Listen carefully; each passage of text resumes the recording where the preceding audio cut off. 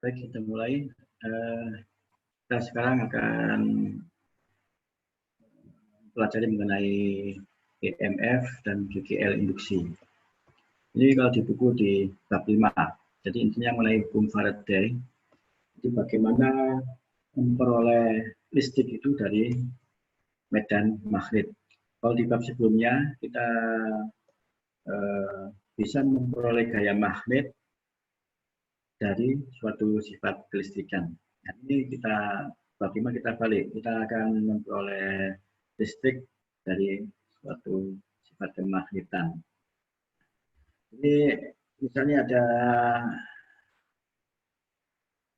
ada percobaan seperti ini, ada badan magnet, kemudian ada kumparan, kemudian dihubungkan dengan galvanometer. Galvanometer itu suatu alat jika ada arus listrik yang mengalir di kawat ini, jarumnya akan menyimpang. Kalau tidak ada arus, maka jarumnya akan berada pada posisi 0. Jadi ini bisa kita lihat, ini saya share screen dulu.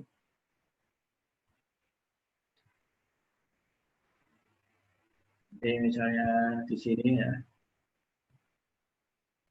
share screen, Anda bisa mencoba sendiri. Ini alamatnya di sini. Alamatnya di fed.colorado.edu, ya. fed.colorado.edu.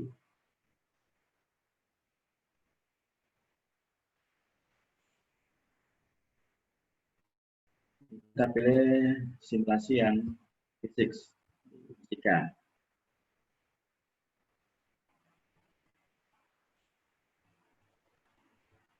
Dan kita cari yang mengenai hukum Faraday. Nah, ini kelihatannya hukum Faraday.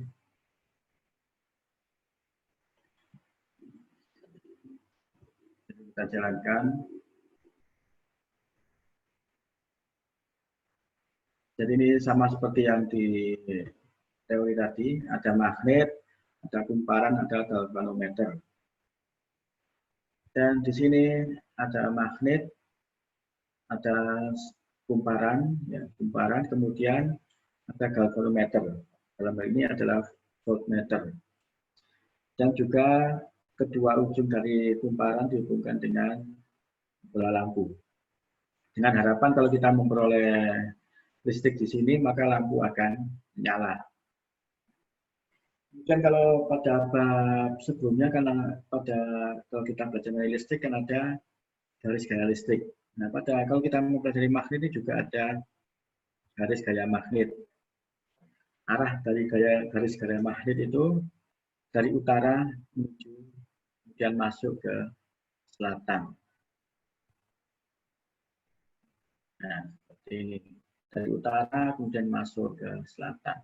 Jadi sekarang kita coba bagaimana memperoleh listrik dari magnet di sini. Kalau kita gerakkan pelan-pelan seperti ini, nah ini ada jarum menyimpang. Jadi tadi ada listrik yang terjadi. Yang ini yang disebut sebagai GGL, garis gaya listrik, atau EMF, electromotive force. Tapi kalau magnet itu diam walaupun berada di dalam kumparan, ini tidak ada simpangan dan berlampu juga tetap padam. Ya. Kemudian kalau kita tarik keluar, nah itu kan ada simpangan ke kanan plus. Nah, jadi adanya GGL di sini terjadi kalau ada perubahan garis gaya magnet. Kalau garis gaya magnet tidak berubah, maka tidak ada GGL atau tidak ada arus juga di sini. Ini kan kalau saya gerakkan atas bawah kan juga ada perubahan medan magnet kan, tapi kecil ya. Kecil tapi ini juga masih mampu menyimpangkan voltmeter. Tapi kalau kita gerakkan ke dalam medan, ke dalam solenoid atau kumparan, Ini simpangannya sangat besar. Jadi ada perubahan garis gaya magnet yang sangat besar di sini. Nah, ini secara matematis nanti bisa dijelaskan. Kemudian kalau kita pilih dua jenis kumparan, jadi yang satu ini jumlah lilitannya lebih sedikit daripada yang kedua, maka akan kita peroleh simpangannya lebih kecil dan nyala lampunya juga lebih redup, lebih terang yang bawah.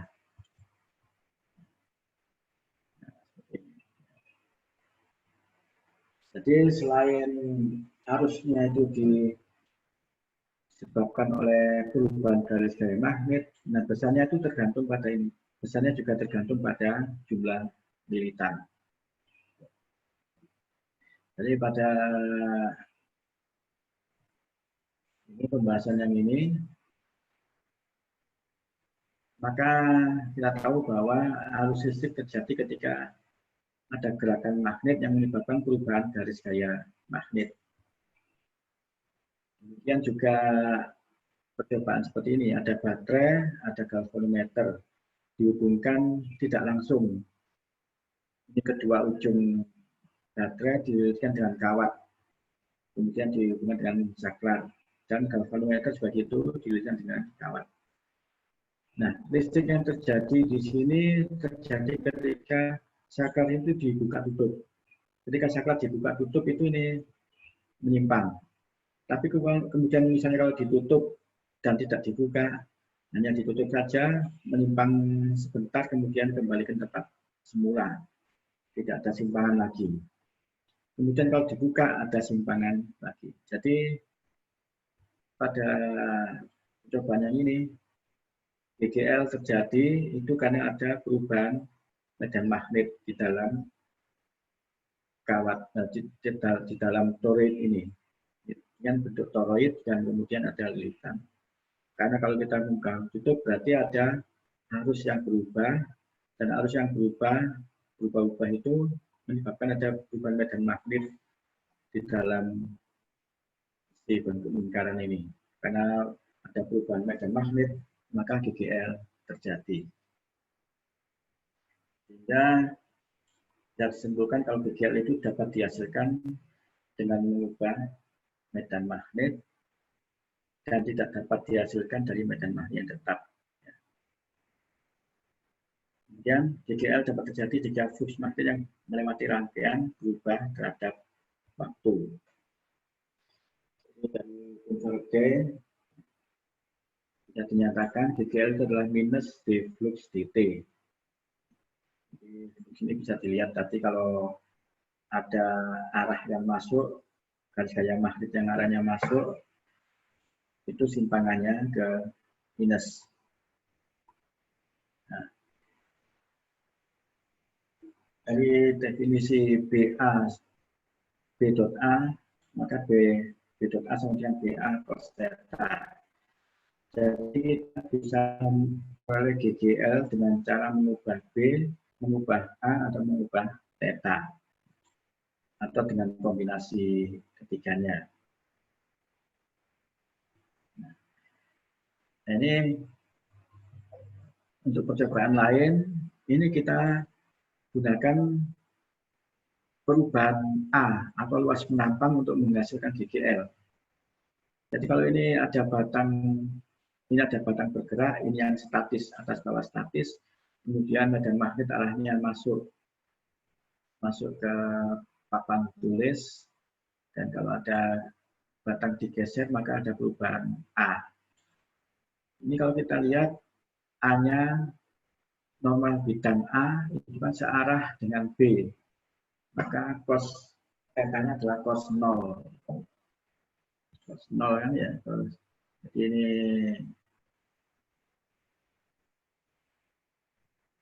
fluxnya akan maksimal B dot A, maka BA cos 0. Karena sudut antara B dan A kan searah, cos 0 atau cos 180.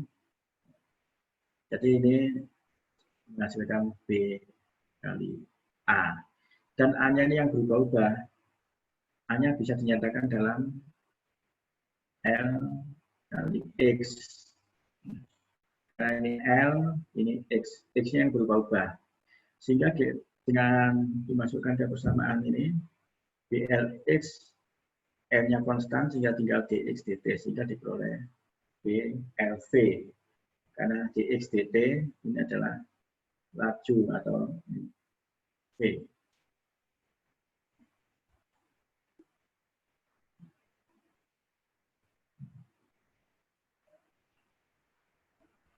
Nah, kemudian sekarang dilanjutkan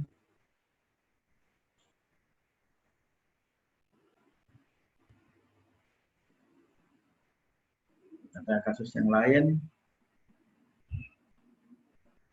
Ini adalah batang yang diputar pada salah satu sumbu. Ini diputar di sumbu ini. Kita tahu pada fisika 1, kalau ada batang diputar seperti ini pada salah satu sumbu, maka kecepatan di sini V1 tidak sama dengan kecepatan pada jari-jari yang beda. Jadi V1 tidak sama dengan V2. Ini kan kecepatan tangensialnya. Sehingga untuk menghitung kecepatan keseluruhan, ya, keseluruhannya, karena dari persamaan awal itu kan tadi kita sudah diperoleh B sama dengan B L V.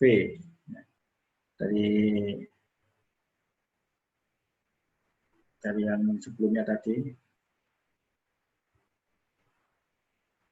Nah, itu min minus BLV. Nah, ini ada minusnya sebenarnya.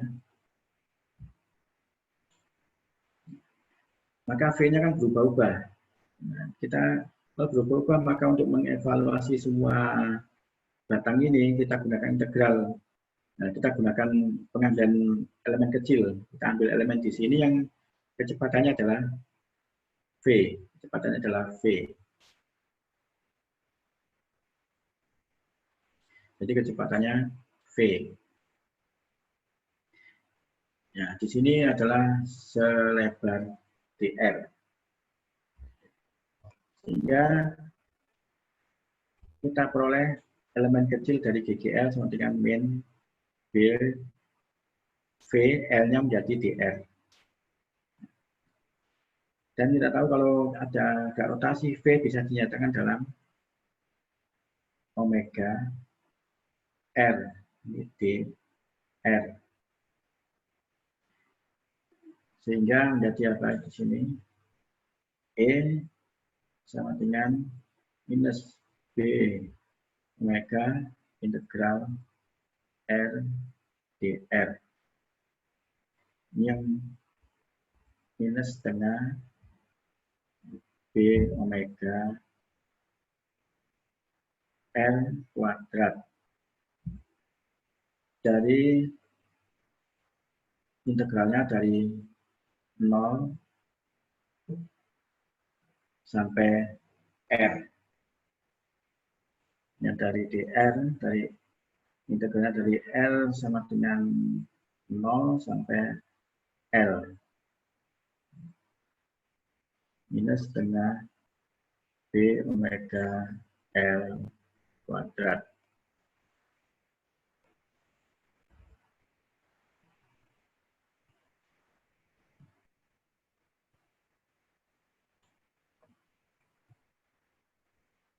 Kemudian ini ada soal, ada koil berbentuk bujur sangkar dengan sisi 18 cm dililiti oleh kawat sebanyak 200 kali. Sehingga ini kalau saya buat seperti ini,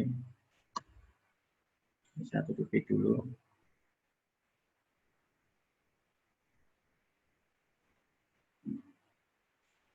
Ada koil berbentuk bujur sangkar.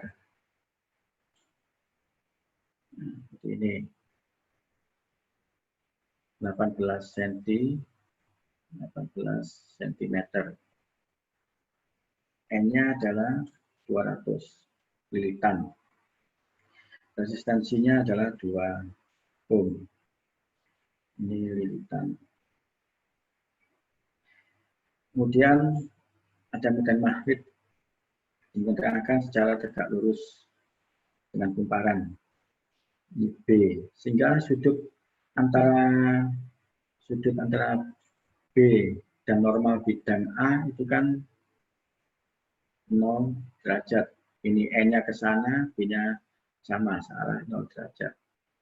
Sehingga kalau kita tentukan fluxnya kan adalah kita peroleh BA cos 0 atau cos 0 dengan 1.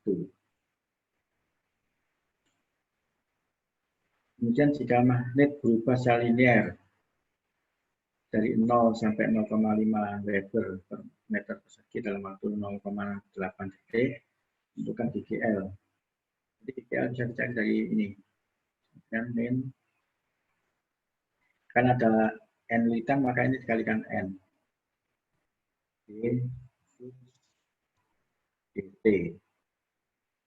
Dan min N ini berubah kan ya, dalam 0, B ketika 0,8 dikurangi B ketika pada awal.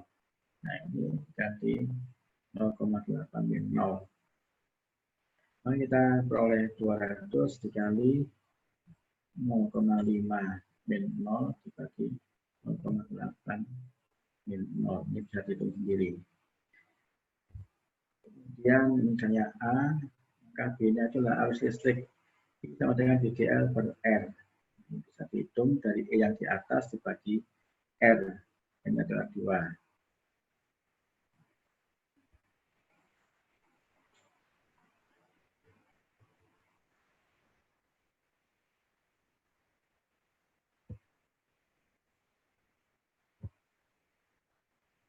Nah ini kita lewati saja yang ini.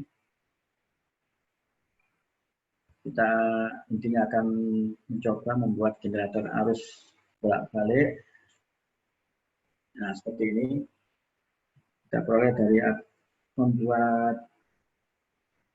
meletakkan magnet utara selatan ya berhadapan-hadapan, kemudian di tengah ada kumparan.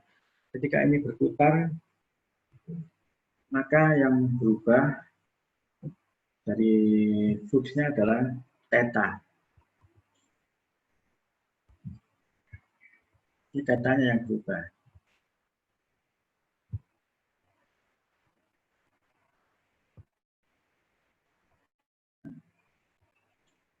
Jadi BA cos theta, maka sekarang thetanya yang berubah sehingga dihasilkan GGL. Tetanya kalau ada pada gerak rotasi bisa dinyatakan dalam omega T. Sehingga dimasukkan kita memperoleh NAB omega sin omega T. Kita peroleh GGL yang berbentuk sinusoidal. Sehingga kita sebut sebagai alternating current untuk generator AC. Karena tegangan yang dihasilkan adalah tegangan bolak-balik. GGL yang dihasilkan adalah GGL yang bolak-balik.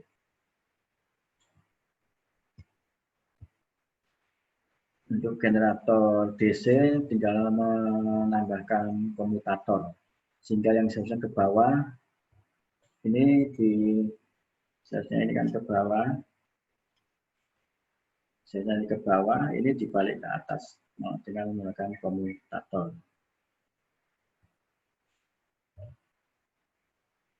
Nah, sekarang pada indukansi diri. Pada indukansi diri ini, kita membuat suatu rangkaian yang terdiri atas R, baterai, sama saklar. Ya. ketika saklar ditutup seperti pada pembahasan sebelumnya, kan arus itu tidak berubah secara langsung, tapi secara berangsur-angsur. Nah, arus yang berangsur-angsur tadi itu kan bisa menyebabkan perubahan flux. Ya. Kalau kita lihat pada soal sebelumnya, ya, sebentar saya kembali ke soal sebelumnya. Nah, ini yang belum dibahas tadi ya. Ini saya bahas dulu, maaf ketinggalan.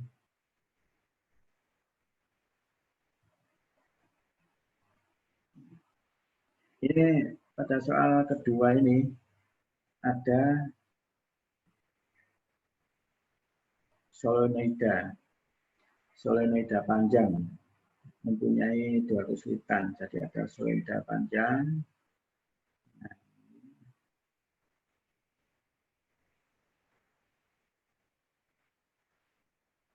Ini ada N1 ya, solenoida panjang pertama dengan diameter 3 cm. Jadi kita bisa menghitung luasnya A1 sama dengan P. Diameter berarti jari-jarinya adalah 1,5 kali 10 pangkat min 2 kuadrat. Kemudian diletakkan ini N1-nya adalah N1 per L, maksudnya ini N1 per L sama dengan 200 litan per 200 litan per sentimeter. Ini hilang ya, pada juga sudah ditutupi.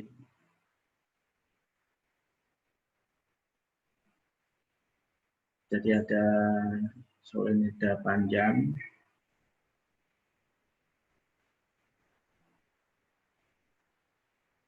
Nah, di mana N, kalau N1 per L ya.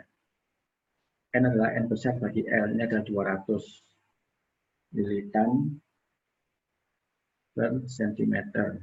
Kemudian diameternya ini bisa kita hitung sebagai luas penampang dari solenoid yang luar, yang pertama. Ini adalah pi R kuadrat. Ini 1,5 kali 10 pangkat min 2 kuadrat. Kemudian di tengahnya diletakkan koil yang diameternya adalah 2 cm. Ini ada koil lagi di tengah. Pada koil ini, luas penampangnya adalah, kalau diameter berarti jari-jarinya adalah 1. Sehingga luas penampangnya adalah pi 10 pangkat min 2 kali. Nah, dikuadratkan. Dengan jumlah militan N2 adalah 100. Kemudian arus dalam solenoida, jadi arus di sini, yang solenoida luar ini, arusnya berubah, yaitu 3T plus 3T kuadrat. Nah, yang ditanyakan ini, GGL pada koil. Ini GGL-nya yang warna biru ya. GGL-nya berapa? Ya. Pada T sama dengan 4 detik. Jadi di sini GGL itu terjadi pada kumparan yang di dalam, disebabkan oleh perubahan arus oleh solenoid yang melingkupinya. Maka untuk menyusun persamaan itu, GGL yang di dalam ini, GL1 ya, sama dengan, maaf, 1 dipakai ini. Ini yang 2 tadi, ini adalah 2. GL yang di dalam maksudnya. E2 sama dengan min N2 D flux Ini fluxnya ini yang penyebabnya. Ya. Ini disebabkan oleh perubahan flux kumparan yang luar. T. Kemudian min 200. Kemudian jangan lupa deflux ini bisa diuraikan jadi ini saya tulis di sini, deflux itu kan sama dengan dBA. Cos theta, tetanya 0. Sehingga cos 0 sama dengan 1. Tinggal B kali A. Ini adalah flux 1 dari kumparan pertama. Dan ini B1. Sehingga A1 bisa dikeluarkan. A1 mengambil nilai dari sini. Tinggal DB. Jangan lupa bahwa B untuk solenoid panjang itu adalah B sama dengan I0. N kecil kalikan I. Ini berarti I1. Ini 1. Ini N kecil 1. N kecil 1 yang ini. Sehingga ini D. Dalam kurung mu0 N1 kali I1. Sehingga ini kalau dimasukkan ke sini,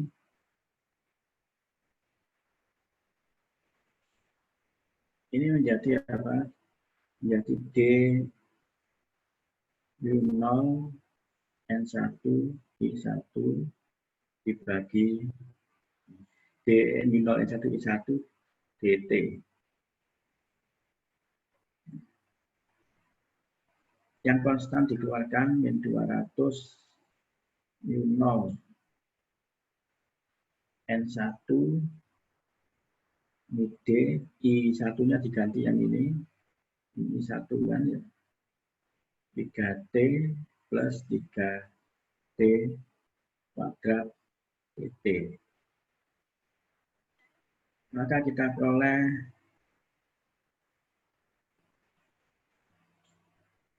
min 200 ini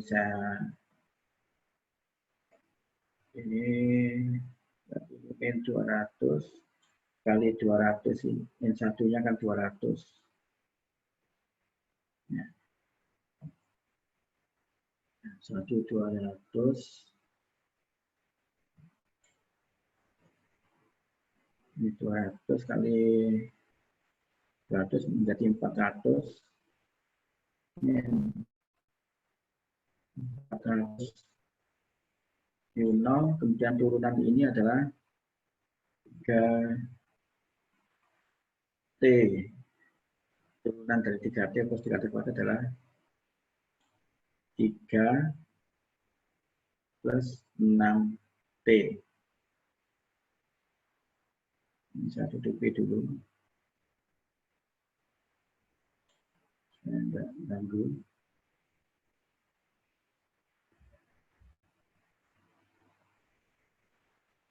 Nah, batasnya dari ini bukan batas, jadi 3T plus 6T. Ini hasilnya. Nah, untuk E2 ini nyatanya kan E2 pada T sama dengan 4S, maka ya tinggal mengganti ini E2 pada detik keempat ya sama dengan min 400 kali mu0 3 plus 6 kali 4. Bisa dicari sendiri. Sambil dikoreksi mungkin ada perhitungan yang salah, tapi pada prinsipnya seperti ini.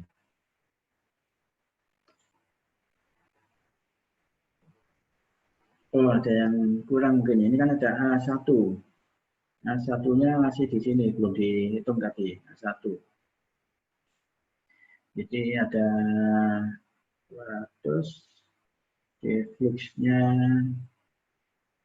ini ada A1. Ini ada A1 ya. A1. Ini harus dihitung kali A1. Ini kurang, masih harus dikalikan A1.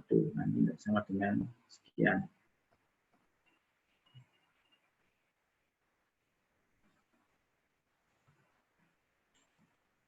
Ini bisa dilihat dulu sambil ditulis ulang.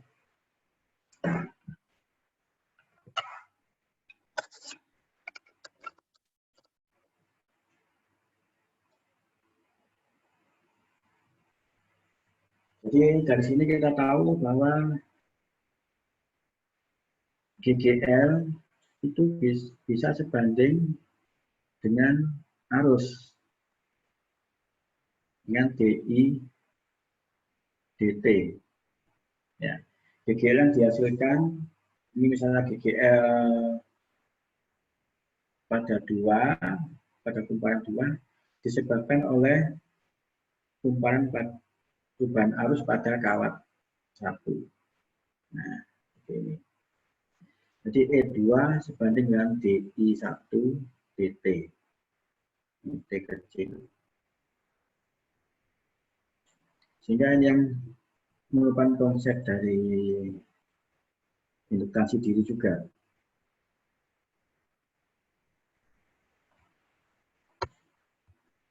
Nah, ini yang akan kita gunakan di sini. Nah, dari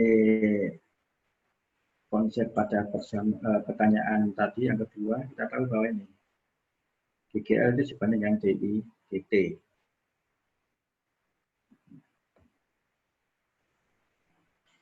Sehingga kalau kita menutup saklar, timbul GGL. GGL-nya ini. Nah, GGL yang terjadi ini. Di sini, GGL yang ini. Nah, ini. Nah, ini disebabkan oleh perubahan arus pada rangkaian utamanya.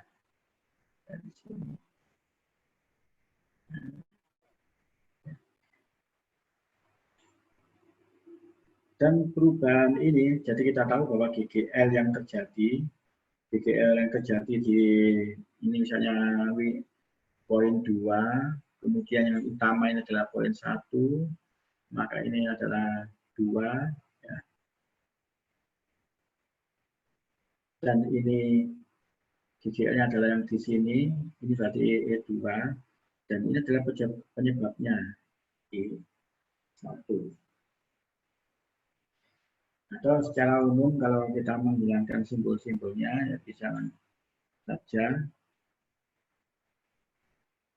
Nah, jadi pengertian seperti itu, tapi secara umum bisa dituliskan GGL sama dengan ini kan sebanding. Bisa sama dengan kalau dikalikan konstanta. Nah, konstantanya itu yang disebut sebagai induktansi diri. Ini adalah induktansi diri.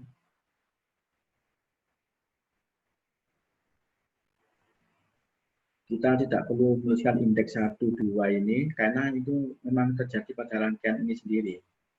Ya. Terjadi pada rangkaian ini sendiri, jadi tidak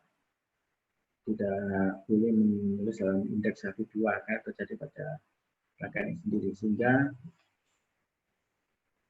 dari dua persamaan ini ya, diperoleh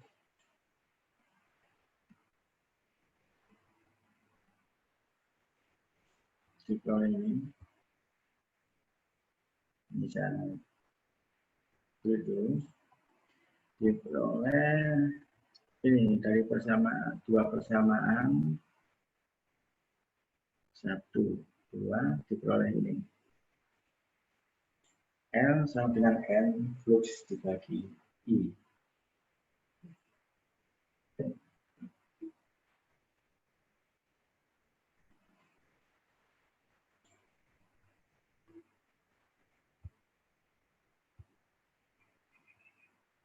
Kemudian sekarang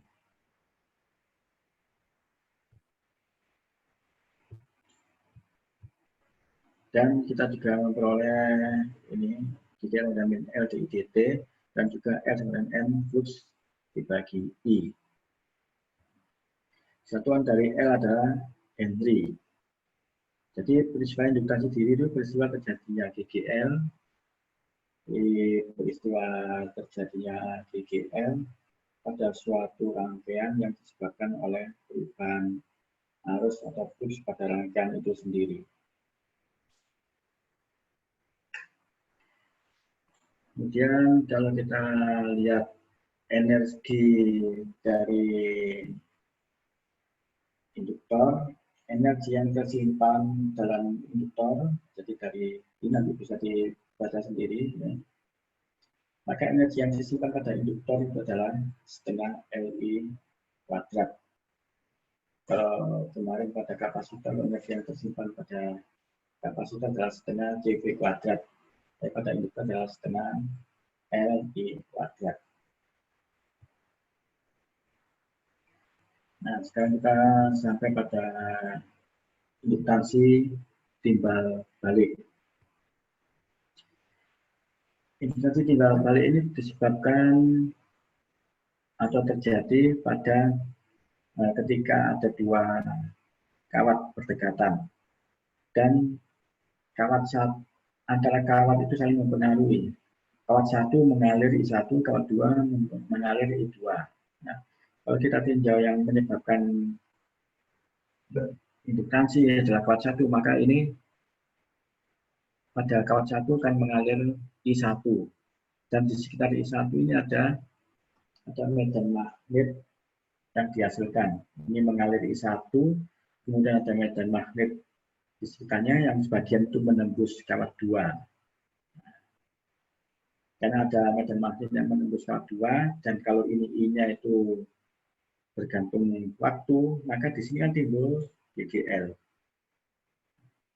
GGL ini yang disebut, yang nanti disebabkan oleh induksi timbal balik, disebabkan oleh kawat 1. Nah, pada induksi timbal balik atau mutual inductance, induksi timbal balik itu didefinisikan sebagai rasio perbandingan antara N2 ini pada kawat 2 flux pada kawat 2 disebabkan oleh kawat 1, dan rasio ini dan I1 yang penyebabnya. Jadi M sama dengan N2 V21 dibagi I1. Nah, ini kalau kita tulis secara matematis, GGL pada koin 2 oleh koil 1, maka GGL 2 sama dengan min M D I1. Ini yang penyebabnya. Ini adalah penyebab oleh koil 1. Ini penyebabnya. Kemudian GGL pada koil 1 ini disebabkan oleh I2. Ini penyebabnya.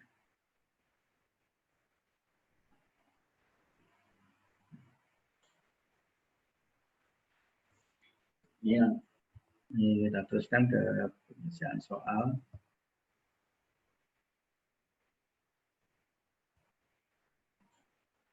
Nah, coba kita selesaikan. Ya.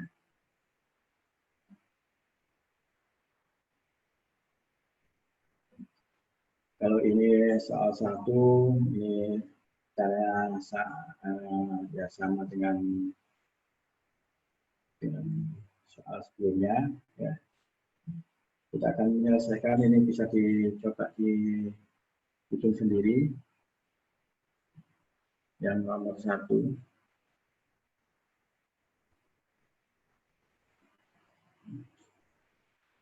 Nah, sekarang kita coba yang nomor 2. Ya. Itu indukansi solenoid. Jadi ini L sama dengan berapa ya? Dengan panjang L, ini L maksudnya ya, yang terdiri atas N militan. Jika diasumsikan panjang L itu jauh lebih besar daripada jari-jari solenoid. Ya. Sehingga kita gunakan rumus yang untuk solenoid itu yang panjang lebih jauh lebih besar daripada dari jari. Itu menggunakan ini. Mu0 N per L kali I.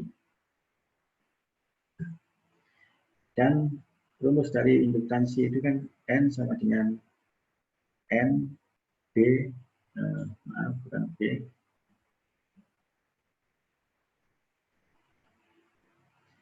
N flux dibagi I. Kemudian kita uraikan B-nya adalah BA dibagi I.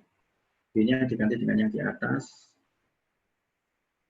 Ini adalah mu0 N per L. Jangan lupa ini induktansi diri solenoid. Kemudian N, kemudian flux. Ini N per L, ya, N per L dikalikan I. Kemudian kali A. Nah, ini dibagi I. Nah, jadi I-nya bisa dihapus. Sehingga ini tinggal persamaan apa? Mu0 N kuadrat A dibagi L. Nah, ini bisa dicari sendiri nilainya. Kemudian yang nomor 3. Nomor 3 itu ada solenoid panjang 25 cm dari 300 liter dengan luas penampang 4 cm persegi. Itu indukasinya. Jadi sama dengan tadi, ini adalah L sama dengan N flux bagi I sama dengan N B kali A. B solenoid adalah mu0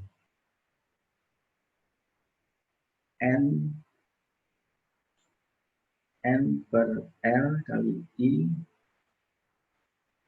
dikalikan A, luas penampang. Ini dibagi I. I-nya hilang. Ya seperti persamaan tadi sebenarnya, tinggal memasukkan ya. Tinggal masukkan mu0 N kuadrat A per L. Sebenarnya nggak usah menurunkan ini kalau sudah tahu persamaannya, tinggal masukkan. Ini. Kemudian untuk nilai NF yang dihasilkan dari indukasi itu jika laju arus yang mengalir 50. Jadi NS-nya yang dihasilkan dari induktansi tadi. Ini berarti min L D I D T. Ini L-nya ketemu berapa? Ya. Min titik-titik dikalikan 50. Ini adalah DIDT-nya. Jadi ini adalah DI DT. Laju, nah, laju arus dengan sekian volt.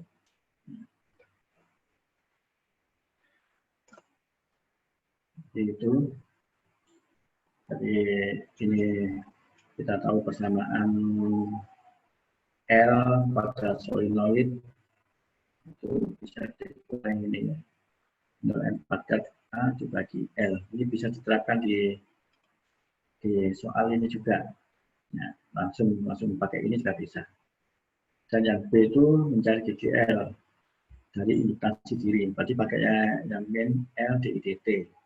DIDT ini adalah laju arus yang mengalir 50. Jadi ini nilainya adalah 50. Bisa diselesaikan. Baik, terima kasih.